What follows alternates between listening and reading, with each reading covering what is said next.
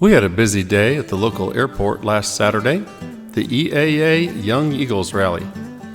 Young'uns age 8 to 17 came out for a free airplane ride. This young man went up with CFI Jerry for a 25-minute flight around the countryside. When he gets back, he can sign up for free ground school, and if he finishes that, he can get his first hour of flight training for free. All told, we had 43 young eagles come out and fly. It looks like these two sisters enjoyed their time in the air. If you have young'uns of your own, you might want to look up your local EAA Young Eagles chapter.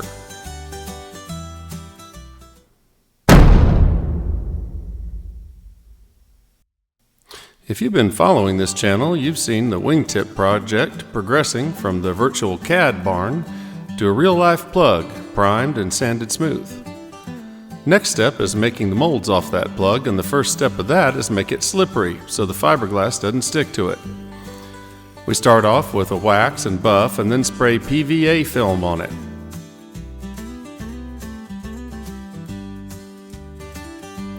We learned the trick to spraying PVA.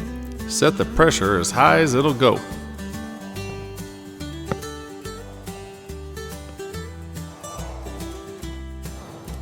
I am Venom. Nope, Venom is not the first step in a composite layup. I am Gel Coat. There you go. At this point, we were still painting gel coat on with a brush. Later, we found out you can thin gel coat out with styrene monomer and spray it on instead. Next up is a process known as redneck pre-preg. Nope, not making that up. Pre-preg is fiberglass that comes with the resin all in it, ready to go. Here's Dad making the rural DIY version using a roller to spread the resin around. Then he peels off the Viz Queen and throws the whole mess up onto the plug.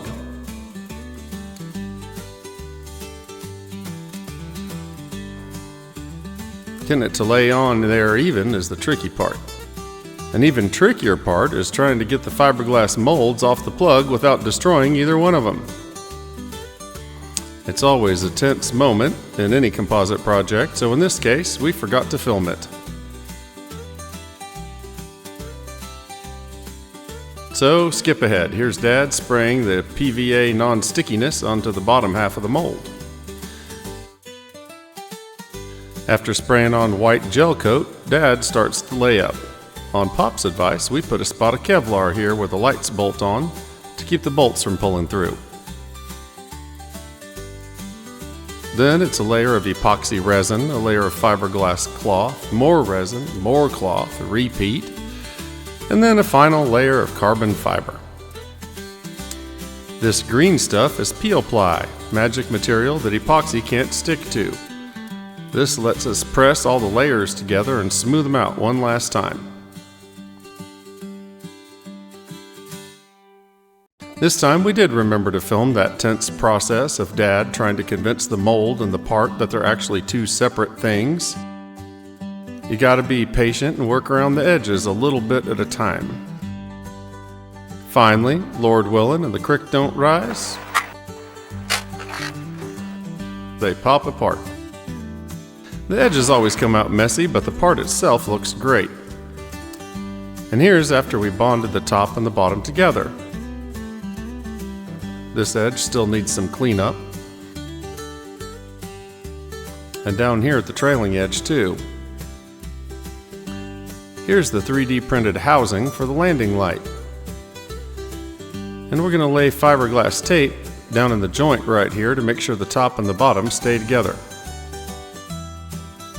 Even without being attached to a wing, it came out pretty stiff. It doesn't want to flex too much. And here's how it's going to look to the oncoming relative wind.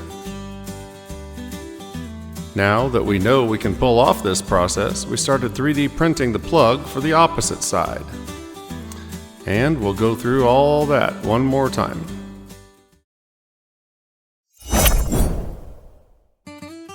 We just welcomed a new resident here on the farm. His name is Carl. He's from Oshkosh, Wisconsin, home of the world's largest air show, hosted by the Experimental Aircraft Association. Carl's a big, strong guy and quite the athlete. His favorite food is bananas. He likes the field and the wide open spaces. It's almost like he was born to live on a farm. It seems like Equestrian Daughter may have developed a bit of a crush on Carl. And one time he let her dye his hair a color that most fellas wouldn't put up with. We figure he must like her too to put up with that. So we'd like to give a big barn find welcome to Carl from Oshkosh.